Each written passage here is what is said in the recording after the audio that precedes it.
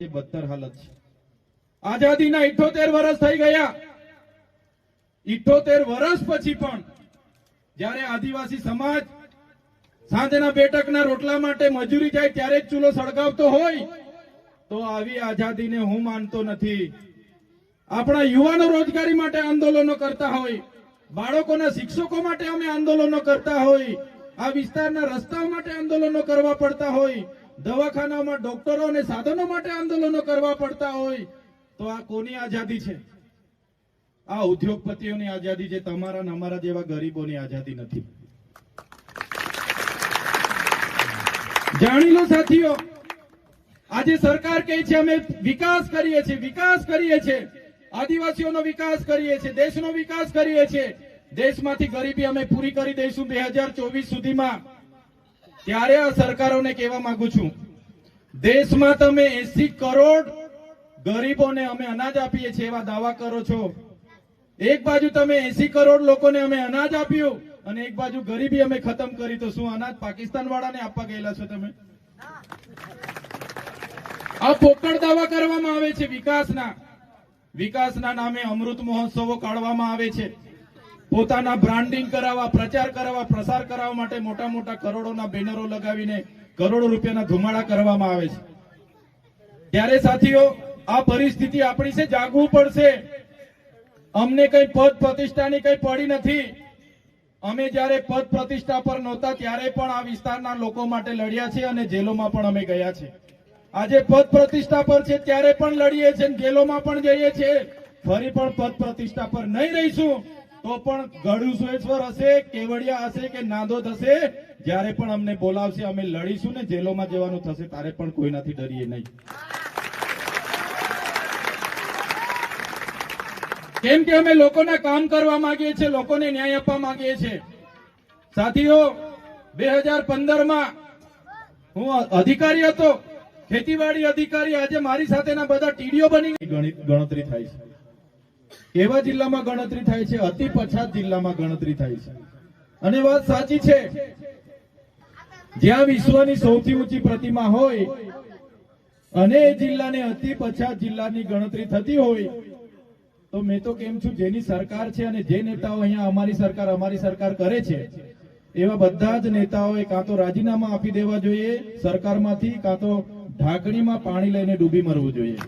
જોરદાર, ખૂબ સરસ।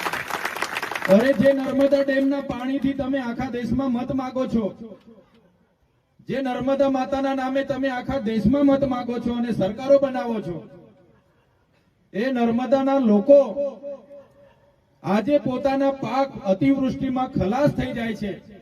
કેળોના પાક ખલાસ થઈ જાય છે, કપાસના પાકો ખલાસ થઈ જાય છે, ડાંગરના પાકો ખલાસ થઈ જાય છે। બધા જિલ્લામાં વળતરો આપે છે પણ નર્મદા જિલ્લામાં વળતર આપવામાં આવતું નથી અને નર્મદા જિલ્લાના નેતાઓ એક પણ શબ્દ બોલવા તૈયાર નથી। એટલા માટે આજે આપણે જાગૃત થવાની જરૂર છે। બધા જિલ્લામાં વળતર આપ્યું, નર્મદા જિલ્લાવાળાને વળતર મળી છે ભાઈ? ના। તો કેમ, શા માટે નર્મદા જિલ્લાની બાદબાકી કરવામાં આવી છે? કેમ કે નર્મદા જિલ્લાના નેતાઓ પોતાની સરકાર સામે બોલવા તૈયાર નથી, ગભરાય છે લોકો। જે લોકોને તમે પ્રતિનિધિત્વ કરવા માટે વિધાનસભા અને લોકસભામાં મોકલ્યા છે એ તમારું પ્રતિનિધિત્વ કરતા નથી।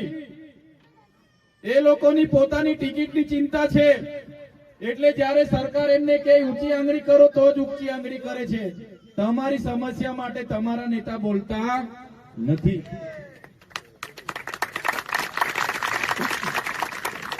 એ એવી પાર્ટીઓમાં છે કે એમના પોતામાં પાણી નથી કે પોતાની સરકાર સામે બોલીને તમને આ પાક નુકસાનીનું વળતર અપાવી શકે।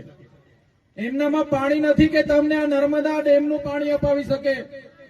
એમનામાં પાણી નથી કે તમને બધાને રોજગાર અપાવી શકે।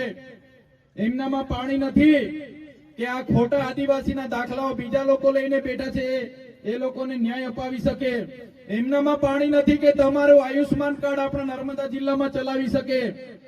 એમનામાં કોઈ પાણી નથી। એ સરકાર એમને ઊંચી આંગળી કરો એટલું કે એટલે ઊંચી આંગળી કરે, એના સિવાય એમનામાં કોઈમાં પાણી નથી કે તમારો અવાજ વિધાનસભામાં કે સંસદ સભામાં એ લોકો બોલી શકે। આ પરિસ્થિતિ નર્મદા જિલ્લાની છે। આપણા નેતાઓની આજે હાલત શું છે જોઈ લો. આજે અમે આ પોકળ દાવા કરવામાં આવે છે વિકાસના નામે અમૃત મહોત્સવો કાઢવામાં આવે છે. પોતાના બ્રાન્ડિંગ કરાવવા, પ્રચાર કરાવવા, પ્રસાર કરાવવા માટે મોટા મોટા કરોડોના બેનરો લગાવીને કરોડો રૂપિયાના ધુમાડા કરવામાં આવે છે. ત્યારે સાથીઓ, આ પરિસ્થિતિ આપણી છે, જાગવું પડશે. અમને કઈ પદ પ્રતિષ્ઠાની કઈ પડી નથી. અમે જ્યારે પદ પ્રતિષ્ઠા પર નહોતા ત્યારે પણ આ વિસ્તારના લોકો માટે લડ્યા છે અને જેલોમાં પણ અમે ગયા છે. આજે પદ પ્રતિષ્ઠા પર છે ત્યારે પણ લડીએ છીએ, જેલોમાં પણ જઈએ છીએ. ફરી પણ પદ પ્રતિષ્ઠા પર નહીં રહીશું તો પણ ગળુસેશ્વર હશે, કેવડિયા હશે કે નાંદોદ હશે, જ્યારે પણ અમને બોલાવશે અમે લડીશું ને જેલોમાં જવાનું થશે ત્યારે પણ કોઈનાથી ડરીએ નહીં. કેમ કે અમે લોકોના કામ કરવા માંગીએ છીએ, લોકોને ન્યાય આપવા માંગીએ છીએ. સાથીઓ, 2015માં હું અધિકારી હતો, ખેતીવાડી અધિકારી. આજે મારી સાથેના બધા ટીડીઓ બની ગયા છે. હું પણ ટીડીઓ બની જતે. મારે પણ ટીડીઓ તરીકે મારે પણ સારો એવો પગાર રહેતે, મારું પણ કમિશન આવતે, 2-3 મકાનો હોતે, મારી પણ 4 વ્હીલ રહેતે, મારા છોકરાઓ પણ સારું ભણીને સારી નોકરીઓમાં હું લગાડી દેતે. મને કઈ તકલીફ નથી. મને કઈ આ જેલ વેઠવાના ના પોલીસ સાથે ઝઘડા કરવાના શોખ થતો નથી. મારે કઈ આ પોલીસ સાથે મારે જમીનના ઝઘડા નથી કે મારે 2 નંબરના ધંધા નથી. પણ જ્યારે સરકારી નોકરી કરતો હતો અને મેં જાણ્યું કે બંધારણના અધિકારો પણ મળતા નથી, હકનું અનાજ મળતું નથી, હકના જે બજેટ મળવું જોઈએ તે બજેટ પણ મળતું નથી, એટલે મેં 2015માં સ્વૈચ્છિક જાહેર રાજીનામું આપી દીધું નોકરીમાંથી અને જાહેર જીવનમાં આવ્યો. અને તમારા જેવા લોકોના આશીર્વાદથી મેં ક્યારે નહોતું વિચાર્યું, પણ ડેડિયાપાડા અને સાગબારાના લોકોને અભિનંદન આપું છું કે મારી હેસિયત કરતા પણ વધારે લોકોએ મને આપી, મને ધારાસભ્ય બનાવીને તમારી વચ્ચે મૂકી. એટલા માટે નેમ લઈને અમે નીકળ્યા છે કે લોકોને જાગૃત કરીશું, લોકોને અધિકાર માટે બોલતા કરી દઈશું, યુવાનોને બંધારણ અધિકાર માટે જાણતા કરી દઈશું. સાથીઓ, આ જનજાગૃતિ કરવાની જરૂર એટલા માટે પડી કે આપણા લોકો બધા એક નથી. ગામમાં પણ બધા ચૂંટણીઓના લીધે ઝઘડા હોય, પંચાયતના સભ્યના ઝઘડા હોય, સરપંચોના ઝઘડા હોય, બધા અલગ અલગ પાર્ટીઓમાં હોય. તો નેમ લઈને અમે નીકળ્યા છે કે લોકોને જાગૃત કરીશું, લોકોને અધિકાર માટે બોલતા કરી દઈશું, યુવાનોને બંધારણ અધિકાર માટે જાણતા કરી દઈશું. સાથીઓ, આ જનજાગૃતિ કરવાની જરૂર એટલા માટે પડી કે આપણા લોકો બધા એક નથી. ગામમાં પણ બધા ચૂંટણીઓના લીધે ઝઘડા હોય, પંચાયતના સભ્યના ઝઘડા હોય, સરપંચોના ઝઘડા હોય, બધા અલગ અલગ પાર્ટીઓમાં હોય. તો પાર્ટીઓના ઝઘડા હોય, બધા અલગ અલગ ધર્મમાં હોય. કોઈ કે મારું ભાતીજી સંપ્રદાય મોટું, કોઈ કે મારું સત કેવલ મોટું, કોઈ કે મારું સ્વામિનારાયણનું મોટું. બધા સંપ્રદાયમાં વેચાઈ ગયા, બધા નાના નાના સંગઠનોમાં વેચાઈ ગયા. આજે આદિવાસી એક નથી. એટલા માટે સૌથી વધારે જો શોષણ થતું હોય તો આપણા આદિવાસીઓનું થઈ રહેલું છે. આજે ચૂંટણી આવે એટલે હવે લોકો ઉમેદવાર કોણ છે જોતા નથી, પણ છેલ્લી રાતે અમને કેટલું પીવાનું આપશે, કેટલું જવાણું આપશે, કેટલા પૈસા આપશે, અને કોઈ સાડી આપે તો સાડી લઈને મત આપી આવવાનો. અને એના માટે જ આપણે જવાબદાર છે. એટલા માટે તમે અમે બધા જવાબદાર છે. એટલે આ હાલત આપણી છે, આ પરિસ્થિતિ આપણી છે. આજે સરકાર નથી ઈચ્છતી કે તમે અમે બધા મળીએ, તમે અમે બધા નવરા પડીએ. સરકારને જરાય અમારામાં રસ નથી. આજે સરકાર એનું રાજ ચલાવે છે. તમારું ને અમારું જે કરોડો અબજો રૂપિયાનું ટ્રાઇબલ સપ્લાયનું બજેટ બને છે, એ બજેટ આજે બારોબાર એનજીઓ, કોન્ટ્રાક્ટરો અને મળતિયાઓ, નેતાઓ, અધિકારીઓ બધા વાપરે છે. કોઈ પૂછવા વાળું નથી. તમને ખબર નથી કે તમારું માથાદીઠ બજેટ કેટલું આવે છે, પંચાયતમાં કેટલું આવે છે, તાલુકા પંચાયતમાં કેટલું આવે, જિલ્લા પંચાયતમાં કેટલું આવે, તમને ખબર નથી.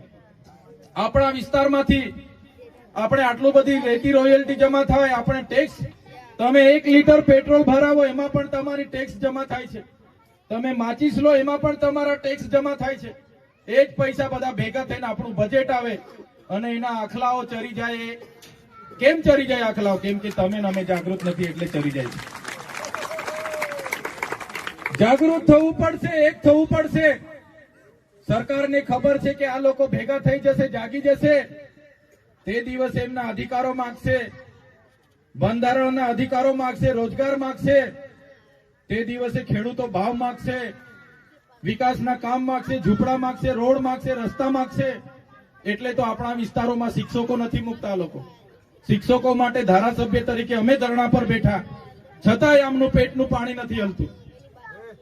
ભેગા નહીં થવા દેવાના. આજે આપણે નવાપરા ગામના નાગરિક છે, આજે આપણે દેશના નાગરિક છે. આજે બંધારણ એવું કહે છે, આજે સુપ્રીમ કોર્ટ એવું કહે છે કે દેશમાં સૌથી પહેલા દુનિયા અને દેશમાં કોઈ વ્યક્તિ હોય તો એ આદિવાસી હતો, એવું સુપ્રીમ કોર્ટ અને દેશનું બંધારણ કહે છે. આદિવાસી એટલે આદિ અનાદિકાળથી વસનારો આદિવાસી. આદિ અનાદિકાળથી હજારો વર્ષોથી અહીંયા કોણ વસતું હતું? તો આદિવાસી વસતો હતો. આદિમાનવમાંથી આદિવાસી વસ્યો. આદિવાસીની સંસ્કૃતિ અને સભ્યતા એ ધર્મપૂર્વી સંસ્કૃતિ છે. આદિવાસી કોણ? એની હજારો વર્ષ પહેલાની સંસ્કૃતિ છે. સિંધુ ખીણની સંસ્કૃતિ હોય, હડપ્પાની સંસ્કૃતિ હોય, મોહનજોદડોની સંસ્કૃતિ હોય, એનો ઇતિહાસ છોકરાઓ તમે વાંચી લેજો. એ આદિવાસીની સભ્યતા હતી. તમે રામાયણ ઉઠીને વાંચી લેજો. એમાં જે ભીલ સબરીનો જે જિક્ર થાય છે, નિષાદ રાજાની જે વાત આવે છે, એ આદિવાસી હતા. તમે મહાભારત ઉઠાવીને વાંચી લેજો. જે એકલવ્યનો અંગૂઠો લેવામાં આવે છે, એકલવ્ય એ આદિવાસી આપણા પૂર્વજ હતા. તમે મહારાણા પ્રતાપનો ઇતિહાસ વાંચી લેજો. મહારાણા પ્રતાપ જ્યારે અલ્લાઉદ્દીન ખિલજી અને એમના મુગલોએ ત્યાં આક્રમણો કર્યા, અકબરે ત્યાં આક્રમણો કર્યા, ખુદ મહારાણા પ્રતાપના ભાઈ પણ એમની સાથે નતા, પણ જે પૂંજા ભીલની આખી સેના મહારાણા પ્રતાપ સાથે હતી, એ આપણા પૂર્વજો હતા. એકલવ્ય એ આદિવાસી આપણા પૂર્વજ હતા. તમે મહારાણા પ્રતાપનો ઇતિહાસ વાંચી લેજો. મહારાણા પ્રતાપ જ્યારે અલ્લાઉદ્દીન ખિલજી અને એમના મુગલોએ ત્યાં આક્રમણો કર્યા, અકબરે ત્યાં આક્રમણો કર્યા, ખુદ મહારાણા પ્રતાપના ભાઈ પણ એમની સાથે નતા, પણ જે પૂંજા ભીલની આખી સેના મહારાણા પ્રતાપ સાથે હતી, એ આપણા પૂર્વજો હતા. શિવાજી મહારાજનો ઇતિહાસ વાંચી લેજો. એમની સાથે જે દુધા ભીલની આખી સેના હતી, એ આપણા પૂર્વજો હતા. તમે બિરસા મુંડા, તમે ટાટ્યા નાયક, ખાજ્યા નાયક, ટાટ્યા ભીલ, તમે ગુરુ ગોવિંદજી, ઝલકારીબાઈ, એ બધાનો ઇતિહાસ વાંચી લેજો. એ લોકોએ આપણા સૌથી પહેલા સંથાલનું યુદ્ધ થયું અંગ્રેજો સામે. જે વખતે પૂરા વિશ્વમાં અડધું વિશ્વ પર અંગ્રેજોનું શાસન હતું, બ્રિટિશરોનું શાસન હતું, તે જમાનામાં સંભાલની ક્રાંતિ થઈ. એ આદિવાસીઓએ સૌથી પહેલા અંગ્રેજો સામે બંડ પોકાર્યા હતા. એ આપણા પૂર્વજો, એ સમાજમાંથી આપણે આવીએ છીએ. આઝાદી પછી દેશના વિકાસમાં એટલું મોટું યોગદાન આપણે બધાએ આપ્યું. નર્મદા ડેમની વાત હતી, આખા ને આખા ગામડા ખાલી કરી દીધા. કરજણ ડેમની વાત આવી, ગામો ખાલી કરી દીધા. ગઢાણા ડેમ હોય, ઉકાઈ ડેમ હોય, ગામો ખાલી કરી દીધા. આ વિસ્તારોમાં જીઆઈડીસીઓ આવતી હતી. એ અંકલેશ્વર હોય કે ઝઘડિયા હોય, દહેજ હોય, પાનોલી હોય, મૂળ માલિકો આદિવાસીઓ હતા. એમની આખીને આખી જમીનો લઈ લેવામાં આવી. દેશના વિકાસમાં આપણે આટલું બધું યોગદાન આપ્યું, અને આઝાદીના 78 વર્ષ પછી પણ આપણે પાણી માટે આંદોલન કરવું પડે, શાળા માટે આંદોલન કરવું પડે, શિક્ષકો માટે આંદોલન કરવું પડે, રોડ માટે આંદોલન કરવું પડે, ભણેલા ગણેલા યુવાનો રોજગારી માટે આંદોલન કરે. આ ચાલવાનું નથી. એટલે અમે સરકારોને તે કીધું છે, તમે અમારો વિકાસ કરવા નહીં માંગો તો અમે આવનારા દિવસમાં 29મું દેશનું રાજ્ય બનીશું. ભીલ પ્રદેશ, એની રાજધાની કેવડિયા બનાવીને અમે રહીશું.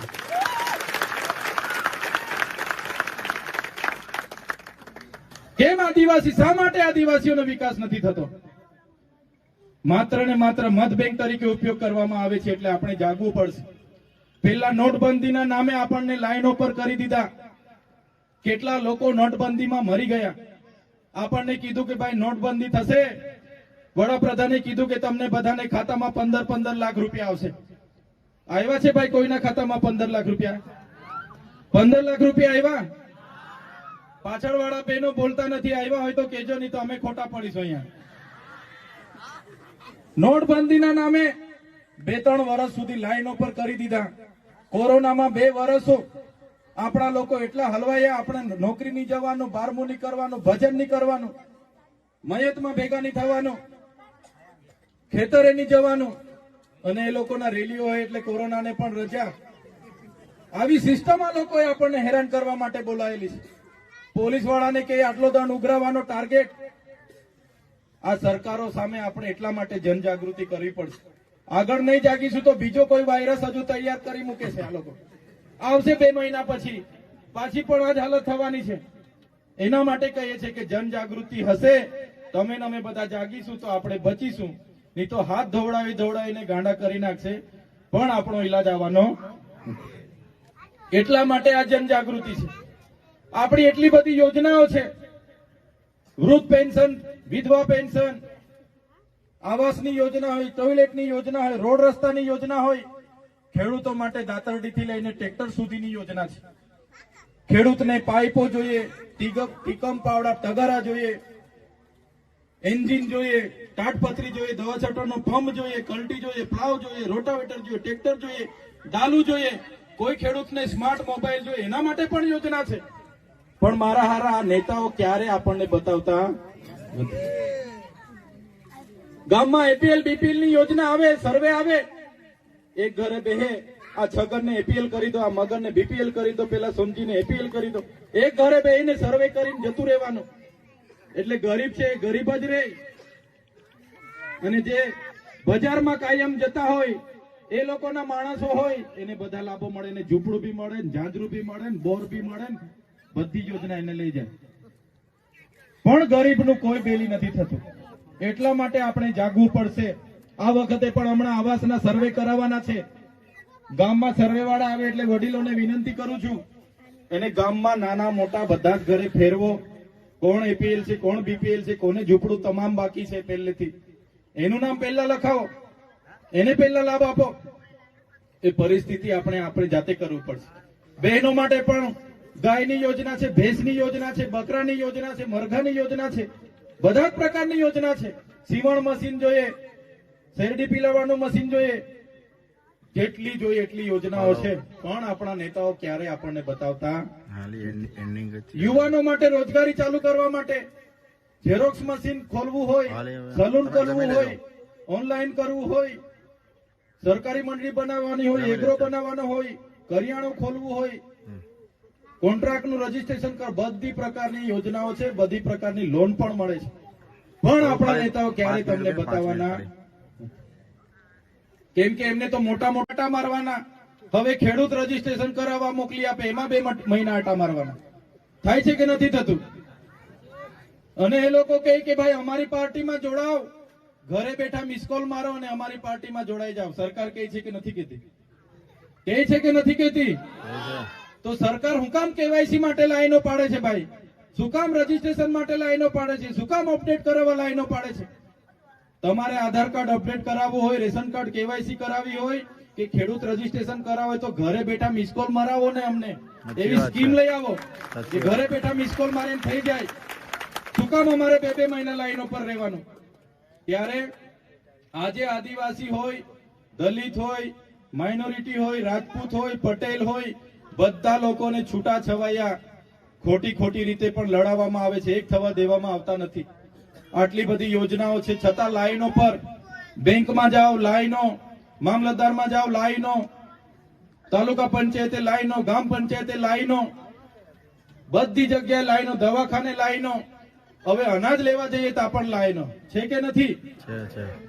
પણ વિચારો તમે, 5 કિલો ચોખા, 3 કિલો ઘઉં માટે પણ 2 દિવસ આ લોકો આપણને મજબૂરીથી લાઈનો પર રાખે છે.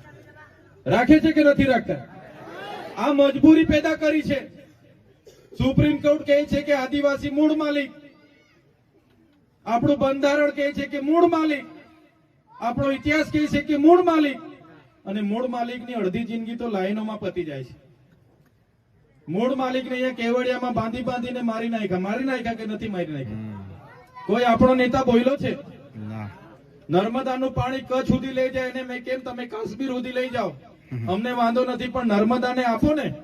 નર્મદાને નથી મળતું તો પાણી મળે એના માટે કોઈ નેતા બોલ્યો છે આજ દિન સુધી? નર્મદા અસરગ્રસ્તોમાં પોતાના ગામોને ગામો ખાલી કર્યા. એ લોકો આજે ભટકે છે. નવી વસાહતોમાં જમીન બતાવી દીધી, પણ જમીનો મળી નથી. એના માટે કોઈ બોલવા તૈયાર નથી. એટલા માટે કે આપણે એક નથી. લડીએ છીએ આપણે. સાંજ પડે ને આપણે લડીએ. એટલા માટે આપણે એક થવી જરૂરી છે, જાગૃતિ લાવવી જરૂરી છે.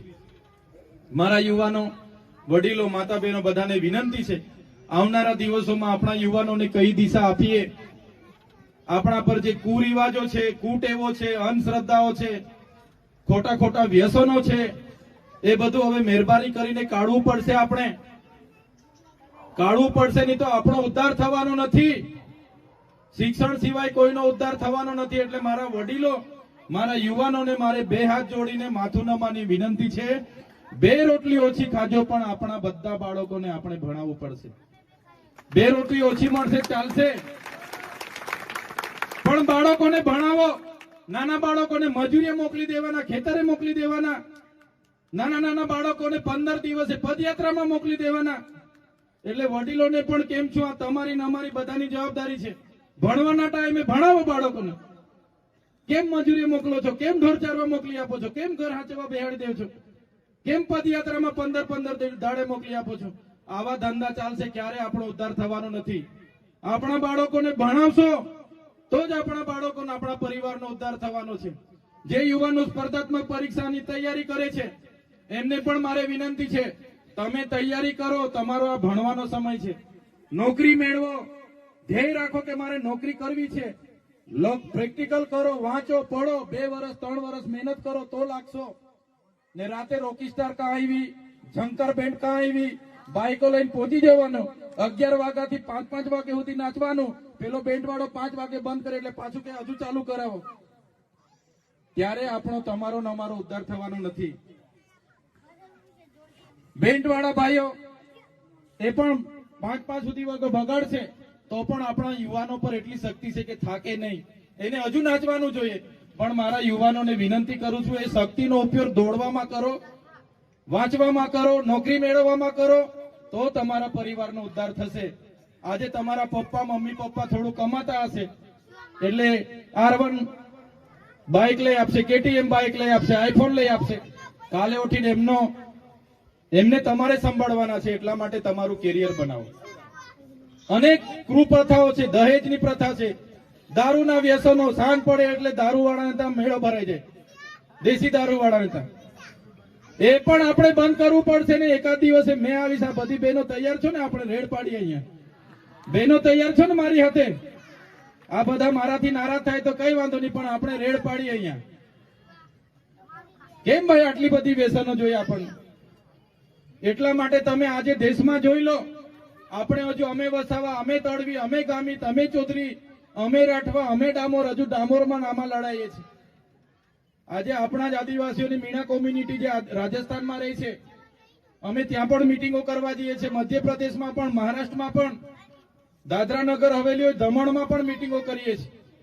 આજે મીણા કોમિટીનો એક વ્યક્તિ નોકરી લાગે એટલે પોતાના ભાઈના, બહેનના 3-4 બાળકોની જવાબદારી લઈ લે, પોતે ખર્ચો કરે, પોતે ભણાવે. આજે સૌથી વધુ ક્લાસ 1 અધિકારીઓ મીણા કોમ્યુનિટીમાંથી, આદિવાસીમાંથી છે. જ્યારે આપણે અંદર લડાવવાનું, ભાઈને હાથે લડાવવાનું, હેડા માટે લડાવવાનું, ખેતર માટે લડાવવાનું. એટલા માટે આપણામાં એકતા નથી. એટલે બધાએ જાગૃત થવાની જરૂર છે. આજે મેં તમારી વચ્ચે આવ્યો છું સમય લઈને. એટલે આજે મારી જે વાતો હતી, કોઈને ખોટી પણ લાગી હશે, કોઈને નારાજ પણ થયા હશે, પણ માફ કરજો. ડોક્ટરને ત્યાં જઈએ એટલે દવા કડવી જ આપે કે નહીં આપે? પણ સારું થઈ જવાય ને. એટલા માટે હું થોડું કડવું પણ બોલીશ. કોઈને ખોટું લાગે તો માફ કરજો, પણ આપણે બધા એક થવું પડશે. જયારે ચૂંટણી આવે ત્યારે લડજો ને ભાઈ. જેને જેમાંથી ટિકિટ મળે લડો, વાંધો નથી. પણ બોલે એવાને હવે ચૂંટવીને મોકલજો. તમે ચૂંટવીને મોકલો એ વ્યક્તિ તમારો અવાજ બનવો જોઈએ. આજે હું ઘમંડ નથી કરતો, અભિમાન નથી કરતો, પણ મેં મારા પ્રયાસો કરું છું. મને ભગવાને, પ્રકૃતિએ શક્તિ આપી છે થોડી.